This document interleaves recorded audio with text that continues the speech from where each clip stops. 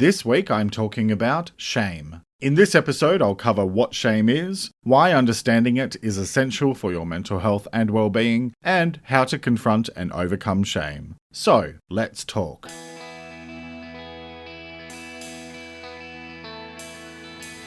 This is Let's Talk About Mental Health, a weekly podcast full of simple ideas for better mental health. I'm your host, Jeremy Godwin, and I'm an Australian writer and speaker who spent most of the 2010s dealing with severe depression and anxiety, and that led me to change careers to study mental health. In this show, I use my knowledge of psychology, sociology, and counselling, combined with my personal experiences of dealing with mental illness, to bring you a show full of ways to improve your mental well-being, one step at a time. Each week, I look at one specific topic and go through simple things you can do to improve your mental health. So, get comfortable and let's talk about mental health, because the more we talk about it, the easier it gets. Hello and welcome to episode 71, and thanks so much for joining me.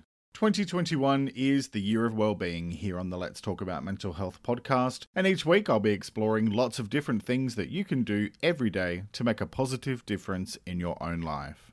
This week is all about shame. Continuing on from last week's theme of doubt being part of your self-belief system, shame is something that can show up for many of us time after time, both internally and also in external terms, such as the judgments that other people put on us, and a lot of it stems from factors like cultural norms, religion, family conventions, etc.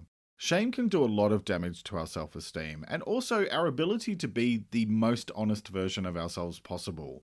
So how do you identify shame? And more importantly, how do you deal with it? Well, that's what I'm going to be talking about this week.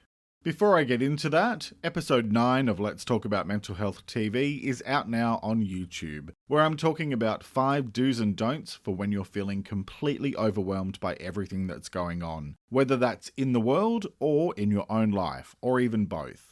The content that I post over on YouTube is completely different to the episode that you hear on the podcast, so if you would like some more Let's Talk About Mental Health goodness every week, head over to YouTube or watch it now at letstalkaboutmentalhealth.com.au/YouTube. And while you're there, if you like what you see, please subscribe to the channel. So now, on with this week's episode about shame. A few weeks ago, I was planning out the topics for the month, and I was listening to music on shuffle at the time when the song Shame by the Eurythmics came on, and it was about 3 seconds after I had written down the subject of shame on my list. So I took that as a sign from the universe that this was definitely a topic that I needed to talk about. Now, I'm not going to quote the song because the lyrics really aren't relevant here. It's just an insanely catchy song like most of the Eurythmics stuff. Instead, I'm going to start today the way that I usually wrap up, and that is by sharing a quote that I'd like you to think about for a moment. This is by Brené Brown, and it is: shame is the feeling that washes over us, making us feel small, flawed, and never good enough. Now, I share that because a lot of Brené's work focuses on topics like shame, courage, and vulnerability. And if you haven't checked out her fantastic special, The Call to Courage, which is available on Netflix, I do highly recommend it. The thing is that shame, courage, and vulnerability is all deeply connected, and it's highly relevant when we're talking about good mental health and well-being. Shame is something that can hold us back from being true to ourselves, and when that happens, we can find ourselves struggling with our mental health and well-being. So what is shame? Shame is a feeling of being wrong, unworthy, or even bad. Shame can be caused by internal factors, such as your self-judgment and self-esteem, or it can be created by external factors, such as being judged by other people. Family tend to be really good at shaming one another to comply with specific behavioural norms. It's similar to guilt and embarrassment, but it's not exactly the same. Let me quote from Good Therapy to explain what I mean. Guilt is usually understood to involve negative feelings about an act that one has committed, while embarrassment deals with a societal reaction. Shame, on the other hand, involves negative feelings about yourself, and although a person can be shamed by peers or society in general, shame can also be experienced secretly. And the link for that is in the transcript. So the piece here is that even though it can stem from either internal or external factors like other people's opinions, shame is something that sits within you. In other words, you can either take it on board and internalize it, or you can release it or deflect it.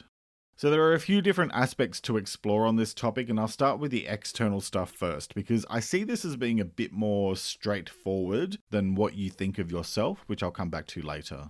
So when it comes to shame and being judged by other people, your family, your community, your religion if you have one, and even society in general, you need to remember that other people's opinions are just that, opinions. And opinions are not facts. Unfortunately, there are far too many instances of people in this world deciding that their belief system is the only correct one, and so using that as an excuse to oppress others, or even to actively discriminate against and even harm other people. No belief system is correct, and nobody has the right to judge another person. If you are someone who does no harm, is kind, and you give more than you take, then you, my friend, are a decent person. And to hell with what other people think. It is absolutely disgusting that in the 21st century we still have to tolerate bigotry and hatred on the scale that we do. However, the way that we fight that is by being true to ourselves and confronting shame, so that we can call it out for exactly what it is, a load of bullshit used by complete and utter assholes to try and keep other people in line and force them to live in a way that they consider to be normal. Screw that. Normal doesn't exist. It's all totally subjective based on where you live and what you believe, and there's no single correct way to live. Race, religion, physical ability, mental abilities, sexual preference, gender identity, it all just boils down to whether or not you're a decent person. If you are, then you have nothing to be ashamed of. Now, internal shame is another story entirely. It's about how you view yourself and your place in the world. And if you have low self-esteem or you feel negatively about who you are, then that is going to have a detrimental effect on your mental health, which in turn will impact on all aspects of your well-being. The physical, spiritual, social, emotional, and financial well-being, which are all directly linked to your mental well-being and vice versa. Let me quote again from Good Therapy.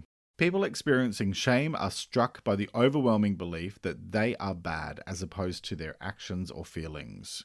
In some people, this may inspire a change in behavior. In others, shame can be paralyzing. Research consistently shows that shame can have catastrophic effects on mental health and behavior, and the source for that quote is in the transcript. Sometimes internal shame can be triggered by secrets that we hold within, which we feel embarrassed or ashamed of. Often, secrets are internalized judgments that we place on ourselves because we just cannot bring ourselves to be completely true to ourselves, which can then lead to shameful feelings. Now, while we're talking about all of that, of course, we also need to talk about the elephant in the room, shame and stigma associated with mental health. Having challenges with your mental health is perfectly natural, like feeling anxious or stressed or constantly worried or whatever, and it doesn't mean that there's something wrong with you. We expect our bodies and our minds to work perfectly all the time, and unfortunately, they just don't. The reality is that we get physically sick from time to time, and every now and then we might even have a more serious injury or illness. It's just part of being a human being. So then why do we treat mental health issues any differently? Stigma often stems from two things: fear and a lack of understanding. And given that it's estimated at least 1 in 5 people worldwide have a mental health condition, well, other people's fears and lack of understanding say much more about who they are as a person and how much growth they need to do in terms of compassion and kindness. So let's talk about why understanding shame is essential for your mental health. And in short, it's because shame is a risk factor for mental health issues. To quote Healthline, toxic shame is shame that sticks around and starts to contaminate the way you see yourself. And the source for that is in the transcript. Now, in just about every episode, I remind you that the baseline of good mental health and well-being is about how you conduct yourself internally and externally. In other words, do you do no harm to yourself or others? Are you kind to yourself and to others? And do you give more than you take from yourself and from others? These three things are the foundation of well-being because they recognize that your world is created by your interactions with others, as well as how you think about yourself and how you treat yourself. So quoting from Healthline again, here are some of the ways that toxic shame can affect you. Toxic shame blocks a more positive view of yourself. If you believe you're evil, unlovable, stupid, or any number of other negative and untrue things, you may see these as permanent states you can't do anything to change and struggle to develop healthy self-worth. Toxic shame isolates you, it causes emotional distress, it affects relationships, and it can lead to harmful behaviors. And again, the link for that is in the transcript. So hopefully those are some pretty compelling reasons why it's essential to understand shame, and more importantly, to do something about it for the sake of your mental health. But what can you do to confront and overcome shame? Well, let's get into the how-to part of this week's episode. First, I want you to really consider whatever it is that you might feel shame about in an objective way. There's a great quote by the author Anne Patchett that goes, "Shame should be reserved for the things we choose to do, not the circumstances that life puts on us." So if you have been shamed because of a factor that you were born into or which is outside of your control, your skin color, your heritage, your physical appearance, your sexual orientation or who you're attracted to, your gender identity, and so on, then I want you to acknowledge to yourself that that kind of shame is about other people's prejudices, and so that does not mean that you are not worthy or are not correct. You are you, and you are unique. And you are worthy of love, respect, and kindness. So be clear about what other people's opinions and perspectives are doing to your sense of self-worth. So, guess what I'm going to talk about next? Well, it's the same thing that I cover in the how-to part of most episodes, and that is spend time understanding why you might be feeling shame. Everything in terms of your mental health begins with understanding what is happening and, more importantly, why it is happening. For the purposes of today's conversation, I'm going to assume that you're all good with the identifying the what is happening bit, and if you'd like a bit of guidance on the subject, check out episode 62 on self-awareness. And so the focus here is on digging into it and trying to understand its root cause.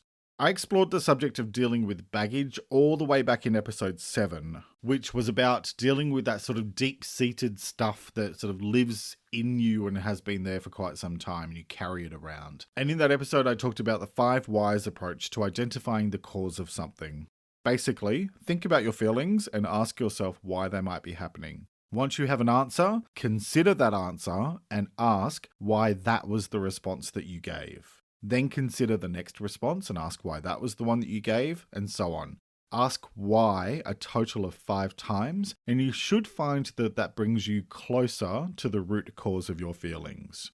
Let me give you a general example of this in practice. It's not really related to shame, but it is something that I was a bit embarrassed about for a while. So I talk about the different aspects of well-being, and I would currently rate my social well-being as needing work. Why? Well, because I spend almost 100% of my time at home. I mean, I work from home, but even outside of work time, I mostly choose to stay home. Why is that? Well, it's because COVID restrictions have meant that I can't always travel, although we're very fortunate here in Australia compared to some countries, and I recognise that we have very few restrictions at the moment. So why is that response about restrictions, why is that the one that I gave? Well, it's because if I'm really honest, it's actually more a case of not wanting to travel anywhere, even when there aren't restrictions. I prefer to just stay in my little bubble, which is about a 50-kilometre radius. I think that's about 31 miles.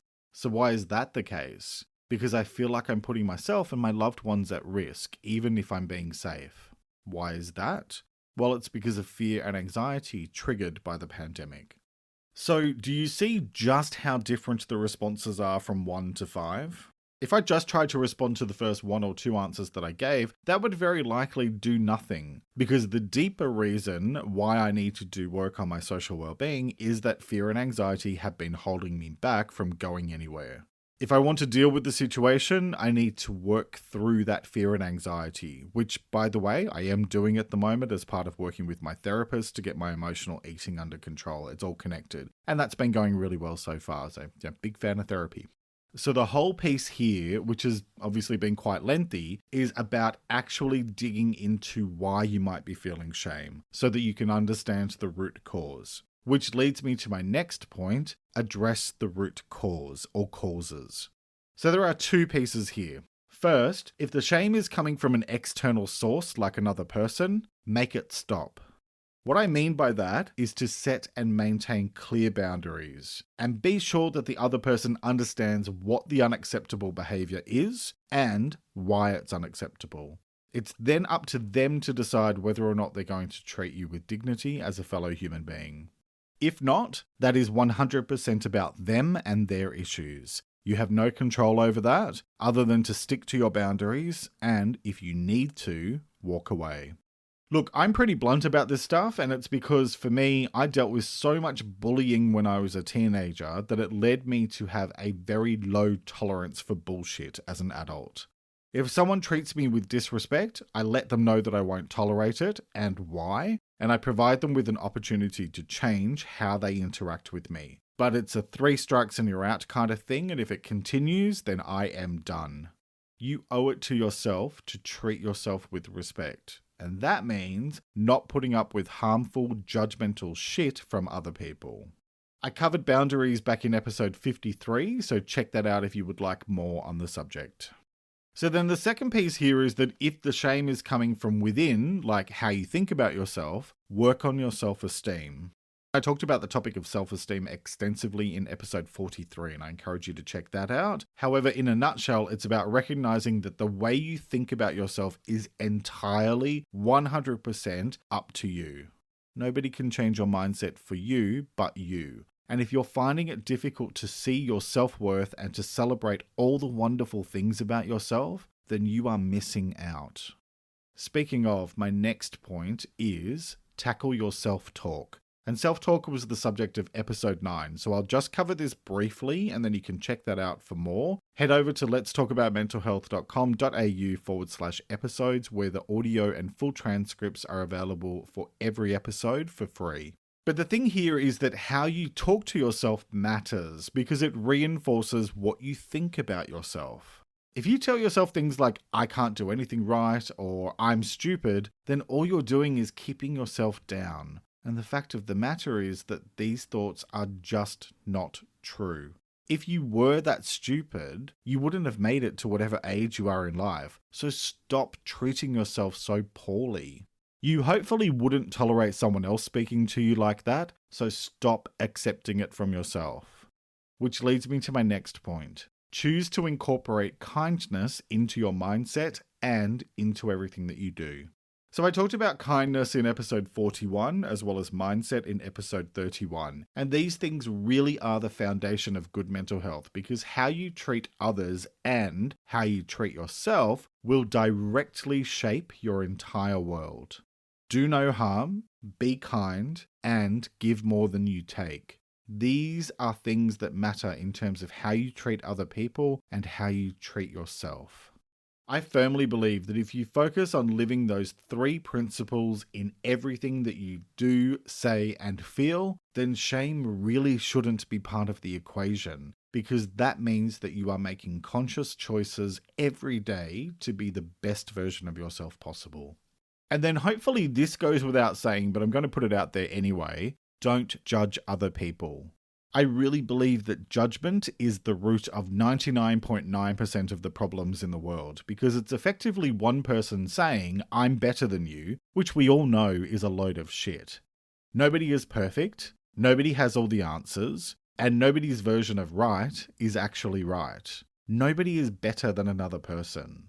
So, because I talk a lot about how what you put out comes back to you, I just want to remind you here that if you aren't judging other people, then just don't be surprised when other people judge you. Please treat people the way that you wish to be treated. I know this Gandhi quote gets used all the time, but you really do need to be the change that you wish to see in the world. So don't judge other people. Moving on to my next point, if you're dealing with shame, talk to someone you trust, like a family member or close friend.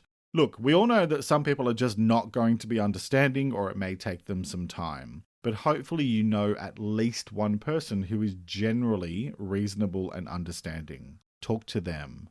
The more we internalize negative stuff, the more it eats away at our soul. There's a good reason why the Post Secret website and Instagram account continue to be so popular after many, many years. If you've never heard of it, check it out at postsecret.com or at postsecret on Instagram. It started in 2005 and people send their anonymous secrets in on a postcard or they can send them online. And it's fascinating to see the things that people keep bottled up or what they feel shame about. It's completely anonymous and it's really fascinating. And look, I am a big advocate of choosing to release your secrets. You need to do that in a safe way, but find a way to do that which feels appropriate for you. One of the best ways to do that, in my opinion, is with therapy. I am officially turning into the poster child for therapy now, and I'll be continuing it well after I've worked through my current challenges with anxiety and emotional eating. Because there is something so powerful about talking to another person on a regular basis, where you know that A, what you say is completely confidential, B, that person is not going to judge you, and C, the person is going to be objective with you and help you to look at things from different perspectives. Therapy doesn't need to cost a fortune. There are some very reasonably priced counseling and coaching services, especially online. Just make sure that you're selecting someone who clarifies their approach. For example, do they use a person-centric approach, which is about talking therapy, and it involves helping you to find the answers that feel right for you instead of just telling you what to do. As well as making sure that whoever it is, that you know what their policy is on confidentiality, because you want to know that you can say whatever you need to say without risk of it being shared. For me, that's a basic expectation from a professional in this space, but just never assume, always check. Whatever you choose to do, do something. Because as I said before, shame will eat away at your soul if you let it fester. Because when it comes to shame and mental health, what it all boils down to is this.